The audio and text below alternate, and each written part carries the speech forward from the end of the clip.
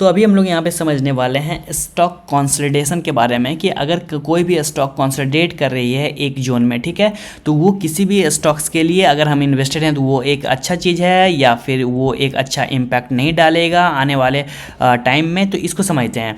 तो देखिए ये जो चार्ट है ये लिंडे इंडिया का चार्ट है और टाइम फ्रेम यहाँ पे वीकली का है। ओके, तो सबसे पहले हम समझते हैं कि स्टॉक कंसोलिडेशन होता क्या है। ठीक है, देखिए स्टॉक कंसोलिडेशन क्या होता है कि एक अपर लेवल होता है प्राइस का, एक बॉटम का लेवल होता है और इसी के बीच प्राइस का मूवमेंट होता है। ठीक है, इसको हम लोग कंसोलिडेशन कहते हैं। ओके, लाइक अगर प्राइस का हाई रेंज यहाँ पे 200 है, ओके, और बॉटम का रेंज 150 है और प्राइस इसी के बीच कहीं ना कहीं 1 मंथ 2 मंथ और मोर देन 1 ईयर 2 ईयर यहाँ पे कंसोलिडेट कर कहीं ना कहीं प्राइस बीच में रही, तो इसको हम लोग स्टॉक कंसोलिडेशन कहते हैं। ओके, तो चलिए यहाँ पे समझते हैं स्टॉक कंसोलिडेशन के बारे में।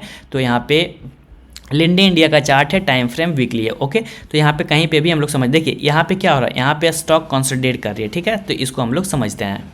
आप चार्ट पे कहीं भी चल जाइए, किसी भी स्टॉक्स के चार्ट पे जाइए, आपको सेम चीज़ मिलेगा। देखिए यहाँ पे क्या हुआ, प्राइस एक जोन में फंसी हुई है। ठीक है, देखिए इसी जोन में प्राइस फंसी हुई है और प्राइस यहीं पे कहीं ना कहीं, अगर हम लोग बात करें प्राइस का अपर लेवल क्या है, अपर लेवल ये है, प्राइस का बॉटम लेवल क्या है, प्राइस का बॉटम लेवल ये है और प्राइस देखिए इसी जोन में प्राइस फंसी हुई है। ठीक है, अपर लेवल की बात करें तो ये प्राइस 240 है। ठीक है, यहाँ पे 240 और लोअर लेवल की बात करें तो प्राइस करीबन 100 से 110 के बीच में प्राइस फंसी है। तो इसको हम लोग अच्छा कहेंगे या फिर यहाँ पे बैड थिंग है कंसोलिडेशन। देखिए कंसोलिडेशन में क्या होता है, कंसोलिडेशन में बहुत सारे चीज़ों के कारण कंसोलिडेशन होता है। कंसोलिडेशन ये 2-3 चीज मेन जो है यहाँ पे क्या, सबसे पहले अगर कहीं पे स्टॉक ऑपरेट हो रहा है तो उसकी वजह से कंसोलिडेशन होती है।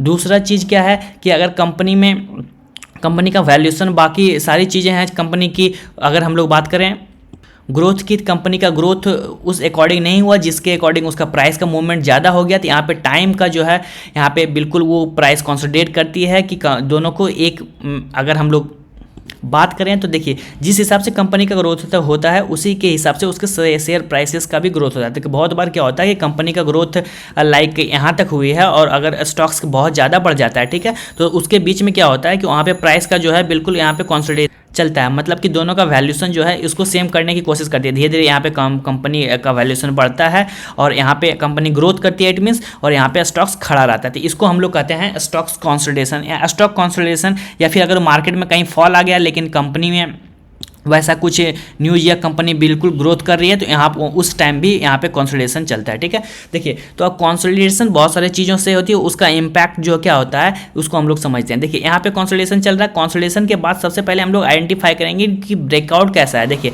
यहाँ पे अगर हम लोग ब्रेकआउट की बात करें, देखिए ये ब्रेकआउट बहुत शानदार ब्रेकआउट है। यहाँ एक दिन अगर 1 वीक की बात करें तो 25% का मूवमेंट हुआ। तो कहीं ना कहीं अगर ब्रेकआउट अच्छा है तो इस जोन में हम लोग को कहीं ना कहीं एंट्री कर जाने का है। उसके बाद 260 का स्टॉक्स आप देखिए यहाँ पे क्या हुआ, 260 का स्टॉक्स ये चला गया 520, इट मीन्स कि 520 इट मीन्स कि 100% करीबन। ओके, विद इन 2 और 3 मंथ, तो सबसे पहले स्टॉक कंसोलिडेट हो रहा है तो उसका बहुत सारा रीज़न होता है कि स्टॉक कंसोलिडेशन। देखिए क्या होता है ना कि बहुत बार मार्केट क्रैश कर जाती है कि कोई, मान लीजिए कि कोई आयल सेक्टर की कंपनी है, ओके, वो कंपनी अच्छा कर रही है, बाकी उसका आयल सेक्टर जो है उसका सेक्टर परफॉर्मेंस अच्छा नहीं है तो उस वजह से कंसोलिडेट करती है। अगर कोई छोटा स्टॉक है तो उसको ऑपरेटर जो है ऑपरेट करते हैं स्टॉक्स को, उस वजह से कंसोलिडेट करती है। या फिर कंपनी का उस हिसाब से ग्रोथ नहीं हुआ और प्राइस का मूवमेंट ज़्यादा हो गया, उस हिसाब से कंसोलिडेट करती है। तो कंसोलिडेशन का बहुत सारा रीज़न रहता है। ओके, तो इसको समझते हैं। देखिए यहाँ पे क्या हुआ, यहाँ पे भी प्राइस कंसोलिडेट कर रही है। अगर हम लोग बात करें क्या रहता है, 2 चीज़, एक अपर बैंड रहता है, देखिए यहाँ पे ये अपर बैंड है, लोअर बैंड है, ठीक है, इसके बीच में प्राइस का मूवमेंट हो रहा है, इसके बीच में प्राइस का मूवमेंट। अगर यहाँ पे जो ब्रेकआउट अगर स्ट्रॉन्ग ब्रेकआउट है, लाइक यहाँ पे 25% का ब्रेकआउट हुआ था वीकली, लेकिन यहाँ पे क्या स्ट्रॉन्ग ब्रेकआउट दिख रहा है, यहाँ पे हम लोग को स्ट्रॉन्ग ब्रेकआउट नहीं दिख रहा है। जब हम लोग को यहाँ पे स्ट्रॉन्ग ब्रेकआउट नहीं दिख रहा है तो यहाँ पे बाय बिल्कुल नहीं करना। देखिए यहाँ पे अगर बाय करते तो ये बिल्कुल ट्रैप था। 557 का प्राइस 440 पहुँच गया, 406 पहुँच गया। इट मीन्स कि यहाँ से प्राइस का कितना फॉल हुआ,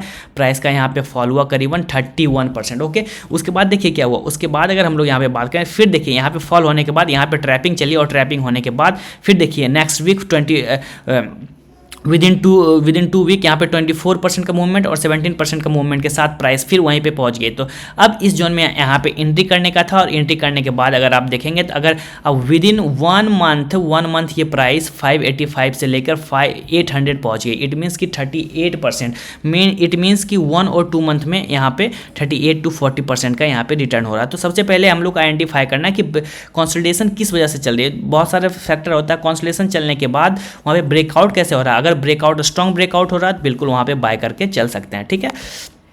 तो इसको समझना होगा, ओके। लाइक यहाँ पे देखिए, यहाँ पे अगर हम लोग बात करें, ये भी एक कंसोलिडेशन का फेज है, और फेज के चलने के बाद यहाँ से ब्रेकआउट हुआ। देखिए ये स्ट्रॉन्ग ब्रेकआउट 15% का यहाँ पे ब्रेकआउट हुआ। यहाँ पे देखिए ये स्ट्रॉन्ग है, ठीक है। 15% का यहाँ पे ब्रेकआउट हुआ इस जोन में, ओके। उसके बाद प्राइस क्या होता है, प्राइस वहाँ पे कहीं ना कहीं रुकती है। उसके बाद अगर 760 का प्राइस देखिए तो ये प्राइस कहाँ गई, ओके, 760 का 1995। उसके बाद अगर हम लोग आगे बढ़े, देखिए ये भी एक कंसोलिडेशन का फेज है।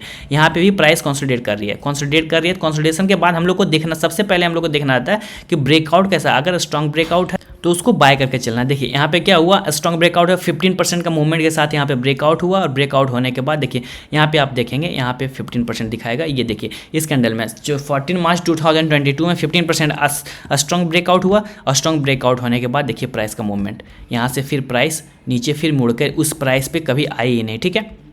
ये सपोर्ट एरिया बन गया। उसके बाद देखिए कितना प्राइस था, 2900 का प्राइस, ये चला गया 6400।